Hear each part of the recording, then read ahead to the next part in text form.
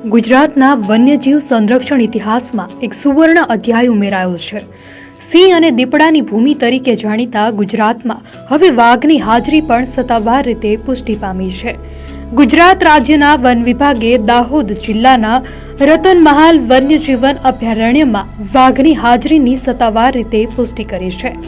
One વિભાગના કેમેરામાં આ વાઘ ટ્રેપ થતા તેના પુરાવાઓ મળ્યા છે, જે દર્શાવે છે કે આશરે 4 વર્ષનો આ નર વાઘ જે મધ્યપ્રદેશથી આવ્યો છે, તેણે છેલ્લા 9 મહિનાથી રતનમહાલના જંગલોને પોતાનું કાયમી રહેઠાણ બનાવ્યું છે। ગુજરાત માટે આ એક ઐતિહાસિક ક્ષણ છે, કારણ કે હવે ગુજરાત એશિયાઈ સિંહ, દીપડો અને વાઘ આ 3 મુખ્ય મોટી બિલાડીની પ્રજાતિઓની હાજરી ધરાવતું ભારતનું એકમાત્ર રાજ્ય બની ગયું છે। આ દરમિયાન ધાનપુરના કૂવામાં ખાબકેલા દીપડાનું પણ વન વિભાગના 70થી વધુ કર્મીઓએ પાંજરા અને ઝાડની મદદથી 3 દિવસે સફળતાપૂર્વક રેસ્ક્યુ કર્યું હતું।